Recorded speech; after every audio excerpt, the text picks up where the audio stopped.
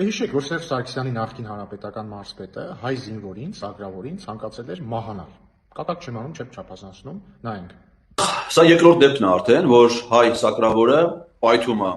Հայաստանի տարածքում հայ զինվորի կողմից տեղադրված ականի վրա։ Մաղթում ենք, որ դա վերաբերվի բոլորին։ Ինչքան հայ ծագրավոր կմտնի ականապատ դաշտ, ցանկանում ենք, որ ընդեղից դուրս բերվի նրա մարմինը կամ վիրավոր մարմինը։ Հիմա սա, այս աննորմալը, Կալուգացիների ուժեղ Հայաստան կուսակցության ցուցակով կդառնա падգամավոր, եթե մանդատից չհրաժարվի։ Եվ ես կարծում եմ, որ ուժեղ Հայաստանի ներկայացուցիչները, եթե չեն կիսում այս հայտարարությունը, պետք է հորդորեն այս աննորմալին դնել մանդատը եւ չգալ ազգային ժողով։ Հակառակ դեպքում, եթե նա գա ազգային ժողով, մենք համարելու ենք, որ ուժեղ Հայաստանը կիսում է այս կարծիքը եւ նույնպես մահ է ցանկանում հայ զինվորին եւ հայ սակրավորներին։ Եվ հետեւաբար ազգային ժողովում դաժան օրեր են սպասվում ոչ միայն այս Սերժի մնացուկին, այլ նաեւ ազգային ժողովի Կալուգյան ամբողջ համայնքին։ Մանդատները վերցնելուց ու ազգային ժողով գալուց առաջ ընդդիմադիր падգամավորները պետք է հստակ գիտակցեն, որ ի վերջո պատասխան են տալու իրենց քաղաքական առաջնորդների այս ընթացքում ամեն ասացի ու արածի համար։ Պատասխան են տալու նրա համար, թե ինչպես ծակ վերնաշապիկով Հայաստան ժամանած Քոչարյանը դարձավ միլիարդատեր։ Պատասխան են տալու մարտի 1-ի համար, թե ինչպես կրակեցին ժողովրդի վրա։ Հոկտեմբերի 27-ի համար են պատասխան տալու, թե ինչպես գլխատեցին Հայաստանի պետականությունը։ Պատասխան են տալու այն ստերի համար, որ այս ընթացքում պարբերաբար տարածում էր Կալուգացի սամոն։ 300,000 ադրբեջանցիների կեղծ թեզի համար են պատասխան տալու։ Պատասխան են տալու նաև նրա համար, որ անընդհատ համոզում էին մարդկանց, թե իբրև Կալուգացի սամոն լինելու է հաջորդ վարչապետը։ Պատասխան են տալու նրա համար, որ մի քանի անձնագիր գրպանում Կալուգացի սամոն ցանկանում էր Հայաստանում իշխանություն զավթել, ու մինչ օրս չի հրաժարվել այդ անձնագրերից։ Այնպես որ ազգային ժողով գալուց առաջ լավ ծանրու թեթև արեք ու նոր մանդատը վերցրեք։ Ի վերջո քաղաքական պատասխանատվություն եք ստանձնելու, ու այս անգամ պատասխան տալուց չեք կարող խուսափել։ Իրենք ճիշտ չեն փոխում, մեծ կաշառքներ են տրվել, շատ մեծ թվով։ Ես այնպես եմ, ես ամեն բոլոր իրադարձություններին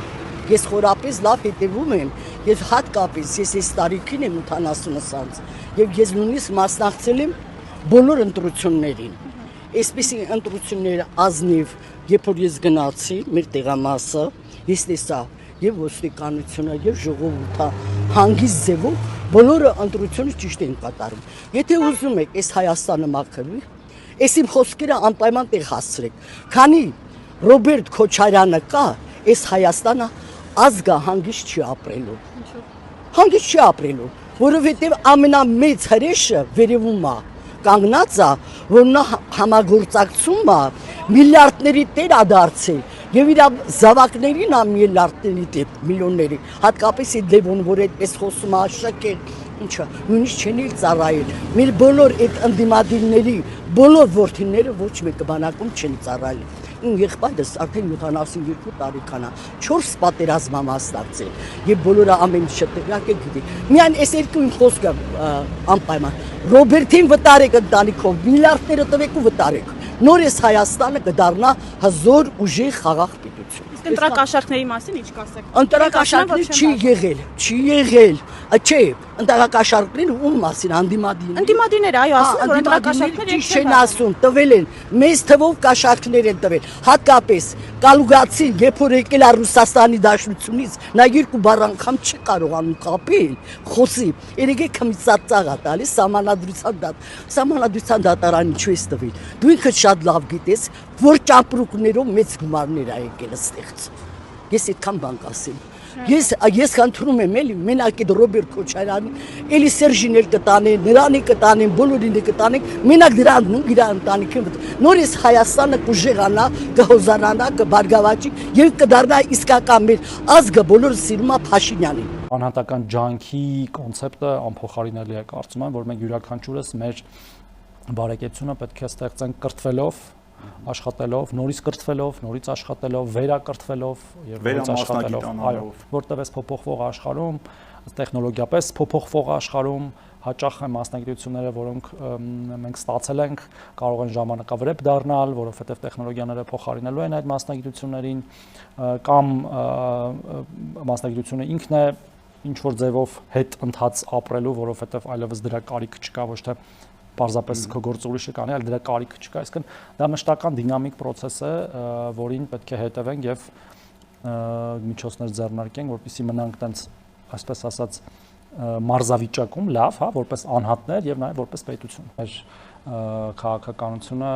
միշտ եղել է եւ մնալու է աշխատանքի միջոցով բարեկեցության ձևավորումը, իսկ առաջնայինը դա աշխատանքի միջոցով բարեկեցության ձևավորումն է լինելու։ Իհարկե դա չի նշանակում, որ մեր այն քաղաքացիները, որոնք որ չեն կարողանա այդ պահին տարբեր հանգամանքների բերումով աշխատել, չեն օգտվելու պետական տարբեր աջակցության ծրագրերից, դրանք օրինակ հաշմանդամություն ունեցող մեր քաղաքացիներին վերաբերող ծրագրերն են, որոնք անընդհատ ընդայնվում են, դրանք մեր ժողովրդագրական ծրագրերն են, որոնք որ վերաբերում են օրինակ երեխաներին կամ երեխա ունեցող ընտանիքներին, երրորդ եւ հաջորդ երեխայի նպաստը, մինչեւ 2 տարեկանի խնամքի նպաստը, երեխայի միանվագ ծննդյան նպաստը եւ բազմաթիվ այլ ծրագրեր, բայց անկյունակարային է այդ աշխատանք եւ բարեկեցություն տերմինները, որովհետեւ ավանդաբար մեր նախարարությունն էլ, կառավարությունն էլ ընկալվել են որպես այդ պահին դժվար իրավիճակում հայտնված քաղաքացուն պարզապես ինչ որ ձևով օգնության հասնող կառույց, գործիք, հա, այդպես կարելի ասել, բայց մենք ավելին պետք է անենք եւ պետք է դուրս գանք այդ ստերեոտիպերից, այդ կարծրատիպերից եւ ընդհանրապես կառավարության վարվող քաղաքականությունը ոչ միայն մեր նախարարության, որտեղ օրինակ նույն աշխատատեղերի ստեղծման գործում մենք ուղղակի այդպիսի ներդրում չունենք որպես նախարարություն, հա, դա ընդհանուր կառավարության գործն է, ավելի շատ էկոնոմիկայի նախարարության, մեր մյուս գործընկերների, բայց աշխատատեղերի ստեղծումն են նաև բերում սոցիալական հարցերի լուծման, որտեղ երբ որ կա աշխատանք եւ բարձրացող միջին աշխատավարձ, սոցիալական հարցերը կամ լուծվում են կամ բարեկեցությունը բարձրանում է։ Այդ երկու տերմինները կարող ենք օգտագործել, հա, հիմա ավելի շատ միջազգային պրակտիկայում հենց այդ welfare, well-being այդ տերմիններն են օգտագործվում։ Եթե դուք նկատել եք, շատ մեծ հավանականություն կա, որ ըստ երևույթին ուժեղ Հայաստանը գալու է եւ Հայաստան դաշինքի նիշն է վերցնելու, այդ դավաճան, բան, թրքամոլ, թրքաբարոտ, թրքածին, եսին ինչ եւ տեսան Հայաստան խմբակցության հետ իշտերի ունեցած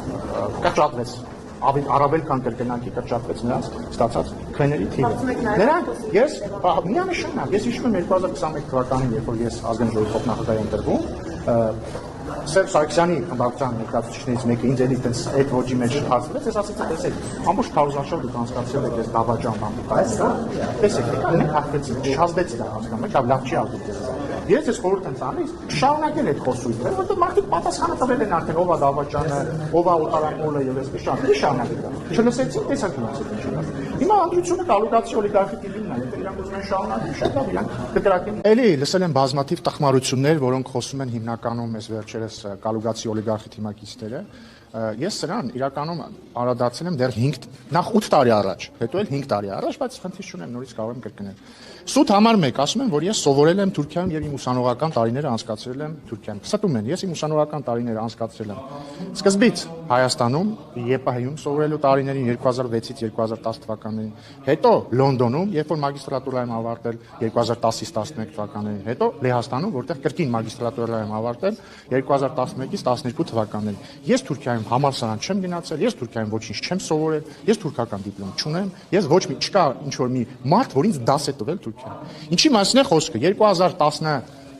2016-ից 17 թվականներին 5 ամիս ես մասնակցել եմ Հրանտ Դինքի հիմնադրամի, հիշեցնեմ ինչ է Հրանտ Դինքի հիմնադրամը։ Կար լրագրող հայ ազգի լրագրող ապրող Թուրքիայում Հրանտ Դինք, որին 2007 թվականին, եթե չեմ սխալվում, կամ 6 սպանեց թուրք ազգայնականը Ստամբուլի փողոցում։ Հայտնի պատմություն է, երիտասարդները կարող չհիշեն, բայց ավելի ձեր տարիքի մարդիկ օրինակ վստահաբար կհիշեն։ Եվ կա հիմնադրամ Հրանտ Դինքի անվան, որը ղեկավարում է Հրանտ Դինքի դուստրը, ներողություն, դուստրը, որը կրկին հայ։ Եվ այդ Հրանտ Դինքի հիմնադրամը ուներ ծրագիր հայերենով, եթե չեմ սխալվում, այդ ծրագրի անվանումն էր ոնց որ սահմանից անդին, որը հնարավորություն էր տալիս հայաստանցիների եւ Թուրքիայի քաղաքացիների